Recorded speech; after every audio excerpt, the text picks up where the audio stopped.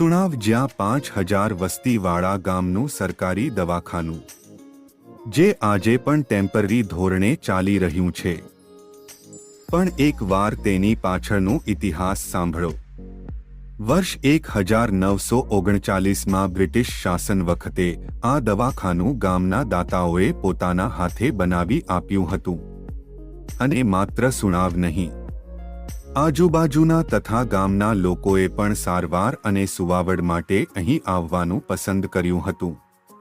આ સ્થળે આજે પણ 50 ગુંઠા જમીન ઉપલબ્ધ છે. પણ નવું બાંધકામ તો દૂર, તંત્રની આંખે પણ નથી દેખાતું. અને પરિણામે આજે આ દવાખાનાની હાલત એવી છે જેમ કોઈ લંગડા ઘોડાને રેસમાંથી બહાર ફેંકી દેવામાં આવે. શું આવું જ દવાખાનું એટલી મોટી વસ્તી છતાં ભૂલાઈ જશે? અને એનું જવાબદાર કોણ? હવે માંગ છે અહીં આધુનિક સુવિધાસભર સરકારી દવાખાનું હોવું જોઈએ, જે નવા સુવર્ણ યુગની શરૂઆત કરે સુણાવ તથા આજુબાજુના ગામના માટે.